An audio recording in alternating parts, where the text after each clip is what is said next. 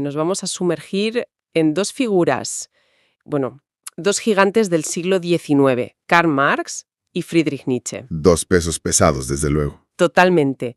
Pero no para hacer el repaso de siempre, sino para explorar una cosa que me fascina. Ese abismo que a veces se abre entre una idea, por brillante que sea, y la cruda realidad. Sí, y para eso tenemos dos análisis que son una maravilla.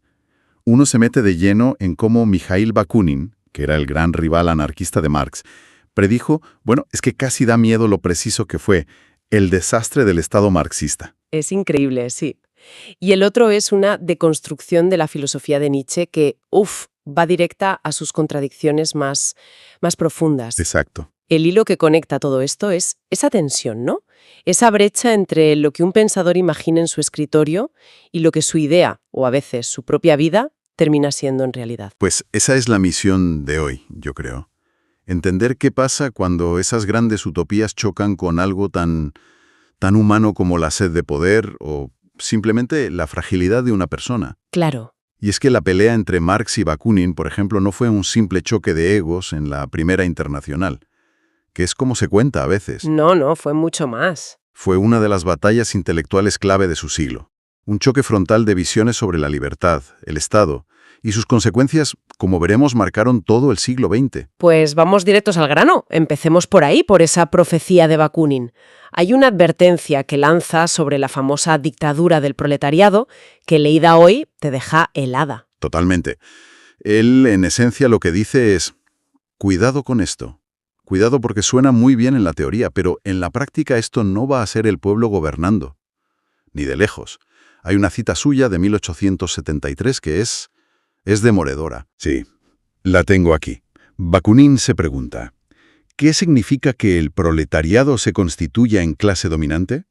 Y sigue, ¿será todo el proletariado el que esté al frente del gobierno?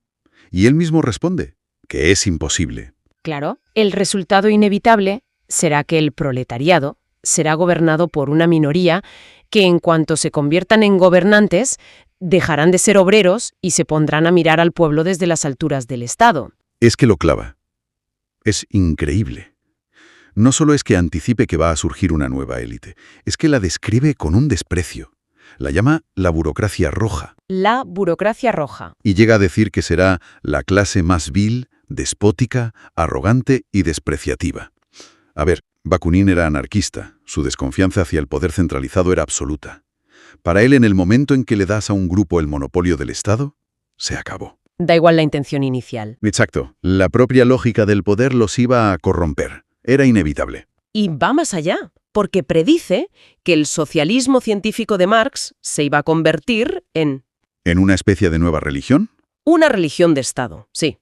Con sus dogmas, sus textos sagrados y los teóricos marxistas como una nueva casta de sacerdotes, una nueva aristocracia intelectual. Y lo terrible es ver cómo la historia de la Unión Soviética parece un guión que sigue esas advertencias al pie de la letra, punto por punto. Es un espejo, sí. Hablemos de esos puntos, de cómo se cumplió.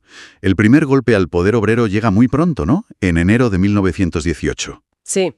Los bolcheviques convocan elecciones para la Asamblea Constituyente, se pegan un batacazo tremendo, sacan solo un 24% de los votos. ¿Y qué hacen? La disuelven. Por la fuerza. Se acabó la democracia. Ahí se acaba. Pero el momento más simbólico, el más doloroso quizá, es la rebelión de Kronstadt en 1921. Kronstadt. Es que los marineros de Kronstadt habían sido los héroes de la revolución en el 17, la vanguardia. Y en el 21 se rebelan pidiendo precisamente lo que se había prometido. Pedían soviet libres. Eso es, consejos obreros, pero sin el control asfixiante del Partido Comunista. Pedían más democracia, no menos. Y la respuesta es de una brutalidad que, hay una frase de Trotsky que lo resume todo. Terrible. Dispararemos contra ellos como a faisanes, a sus propios compañeros. El balance, 15.000 muertos. Esa frase lo dice todo. Revela esa mentalidad de la que avisaba Bakunin. El momento en que tu antiguo camarada de lucha ya no es más que un obstáculo para mantener el poder. Claro. Con Kronstadt, la revolución se devora a sí misma. Y queda clarísimo que el poder ya no está en los trabajadores. Está en el partido. Y con el partido en el poder, pues aparece esa nueva clase que Bakunin había imaginado. El análisis menciona el libro de Milovan Dilas, un comunista yugoslavo que se desencantó. Sí, él describe a la perfección a la nomenclatura, La nomenclatura. que era esa élite, ¿sabes? Un 1,5 o un 2% de la población que lo controlaba todo, absolutamente todo, y sus privilegios eran un insulto a la supuesta igualdad. ¿Qué tipo de privilegios? Pues imagínate, tenían tiendas especiales para ellos, llenas de productos de Occidente, mientras la gente normal hacía colas de horas para un trozo de pan. Tenían dachas, las casas de campo de lujo, coches con chofer, sanatorios privados. Vaya. Mientras el obrero medio vivía en las comunalquis, esos apartamentos comunales, compartiendo cocina y baño con varias familias. Y siempre con el miedo al KGB en el cuerpo. Claro, no era una sociedad sin clases, era una sociedad con una nueva nobleza, una nobleza roja. Y eso nos lleva al tercer punto, que es el terror. El terror como herramienta de gobierno. Las purgas de Stalin. Las cifras hielan la sangre. Casi 700.000 ejecuciones oficiales solo entre el 37 y el 38. Es que no se puede entender como la simple locura de un tirano. Sería un error. Entonces, ¿cómo se explica? Es la consecuencia lógica del sistema. Cuando una élite tan pequeña tiene el monopolio absoluto del poder, su única obsesión es conservarlo. Y para eso tienes que eliminar cualquier disidencia, real, potencial o incluso imaginaria. El terror es la herramienta más eficaz. Es la más eficiente, sí. Las purgas no fueron una desviación del sistema, fueron el sistema funcionando a pleno rendimiento para autoprotegerse. El Estado no se estaba extinguiendo como decía la teoría marxista, ni mucho menos. Se había convertido en un monstruo absoluto. La profecía de Bakunin. Cumplida. De la forma más trágica que se puede imaginar. Esa lógica del poder que se autoprotege. Es escalofriante. Y fíjate, me pregunto si no hay un eco de eso, de una especie de tiranía interna, en nuestro siguiente personaje, en Nietzsche. Es una transición perfecta. Porque aquí ya lo hablamos de una idea que choca con la historia, sino de un hombre que parece chocar constantemente consigo mismo. Totalmente. Es que el núcleo del análisis sobre Nietzsche es ese. Es una contradicción que parece irresoluble. Es la gran paradoja de un filósofo que dedica toda su vida, toda su inteligencia, a un acto de pura racionalidad. Escribir libros, argumentar, analizar. Exacto. Para, al final, atacar y menospreciar la propia razón. Claro, él critica a Sócrates por haber impuesto el imperio de la razón sobre los instintos, sobre lo que él llama lo dionisíaco. Pero, ¿cómo lo critica? No lo hace con danzas ni con rituales. No, lo hace escribiendo tratados filosóficos llenos de lógica. Es como si intentara derribar un edificio usando las herramientas del propio arquitecto que lo construyó. Y lo más curioso es que parece no darse cuenta de la trampa. Predica la vitalidad, el instinto, desde la actitud más cerebral y apolínea que te puedas imaginar. Es el gran teórico de la acción, que apenas actúa. Pasa su vida encerrado pensando sobre la acción. Incluso su concepto estrella, la voluntad de poder, no la vive, la piensa. Justo. No es una experiencia vital, es una abstracción metafísica. Es un concepto, un producto puro de esa razón que él mismo quería superar. Y aquí es donde la cosa se pone, bastante más oscura. Porque el análisis se pregunta, vale, ¿y quién es el superhombre para Nietzsche? Si buscamos modelos, ¿en quién pensaba? Y la respuesta es, como mínimo, inquietante, porque sus ejemplos no son artistas, ni científicos. Ni siquiera otros filósofos. No. Los modelos que él admira son figuras como Julio César, Napoleón y, sobre todo, Cesare Borgia. Un momento. Cesare Borgia, el déspota del Renacimiento, famoso por su crueldad, su falta total de escrúpulos. ¿Ese es el modelo? Ese es el modelo. Pero, a ver, yo siempre había imaginado al superhombre como un genio creativo, un Goethe, un Da Vinci, no un tirano sanguinario. Pues esa es la clave. Nietzsche celebra en Borgia precisamente eso, su ambición sin límites, su capacidad para usar la crueldad como una herramienta más, su desprecio absoluto por la moral convencional, todo como una manifestación de la voluntad de poder. Pura y dura. Y aquí es donde hay que pararse y pensar en las implicaciones.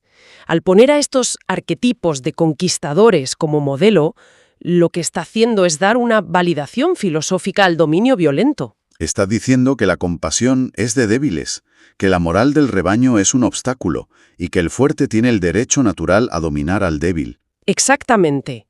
Y aunque Nietzsche no fuera un ideólogo político en sentido estricto, es que este tipo de pensamiento crea, y cito, un caldo de cultivo intelectual perfecto para ideologías totalitarias. Claro, su desprecio por la democracia, su exaltación de la guerra, su idea de una élite, son ideas muy peligrosas en las manos equivocadas. Increíblemente peligrosas. Y llegamos al punto que el análisis considera el más demoledor, cuando pasamos de la filosofía a la vida del filósofo.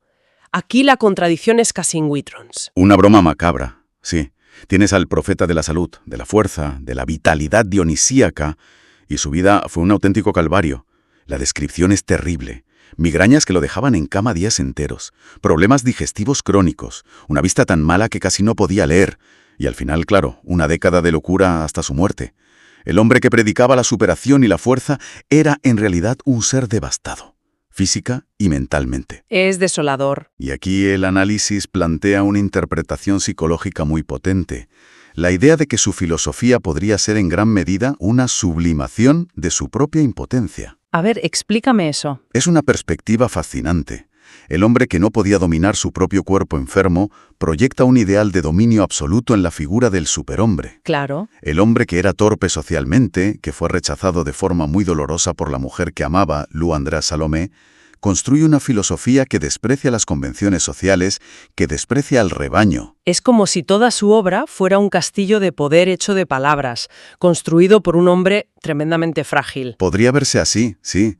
Ojo, esto no invalida la agudeza de muchas de sus críticas a la moral o la religión, que son geniales, pero sí que arroja una luz muy particular sobre el origen de esa necesidad casi desesperada de poder y dominio que lo impregna todo. Y esa desconexión tan bestia entre la teoría y la vida personal me recuerda a la reflexión final que se hacía sobre Marx. Hay un paralelismo, ¿sí? Un genio absoluto de la teoría de las estructuras sociales y económicas que, en la práctica, fue incapaz de construir o sostener ninguna estructura. Ni la Primera Internacional, que se deshizo por sus propias peleas, ni siquiera, por lo visto, su propia estructura familiar, que fue un caos. Y ese patrón es la clave que une todo. En ambos casos, Marx y Nietzsche, vemos a pensadores de una brillantez monumental, cuyas teorías quieren transformar el mundo o al ser humano, pero que revelan una desconexión profundísima con la realidad práctica o personal. Eso te obliga a hacerte una pregunta un poco incómoda, ¿no? Sobre cómo evaluamos las ideas. Exacto. ¿Podemos o debemos separarlas por completo de la vida, de las capacidades y de las contradicciones de quienes las pensaron? Es una pregunta muy difícil. Quizás la biografía no invalida la idea, pero desde luego te ayuda a entender de dónde viene y a veces a qué oscuridades responde. Totalmente. Te da contexto. Y a veces una señal de advertencia. Entonces, para ir cerrando, ¿con qué nos quedamos de todo esto? Por un lado, la advertencia de Bakunin, ignorada en su tiempo, pero que acabó siendo la crónica de una tragedia anunciada. La de la Revolución Soviética, sí. Hay una frase suya para terminar que es lapidaria. La libertad solo puede ser creada por la libertad. Resume toda la filosofía anarquista. Cualquier intento de imponer la libertad desde arriba, a través del Estado, está condenado a crear justo lo contrario. Una nueva tiranía. Exacto.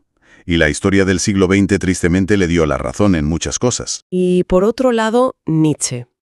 Un pensador que nos dio herramientas potentísimas para criticar el poder, la moral, pero cuya obra parece nacer de una contradicción vital casi insoportable.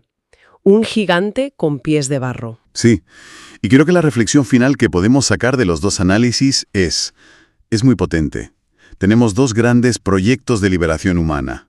Uno, colectivo, a través de la conquista del Estado. El de Marx. Y otro, individual, a través de la superación de la moral. El de Nietzsche. Y ambos al final terminaron, ya sea en la brutal práctica histórica o en la propia teoría, justificando nuevas formas de dominación. La dominación de la burocracia roja en un caso. Y la del superhombre sobre el rebaño en el otro. Visto así, Exacto.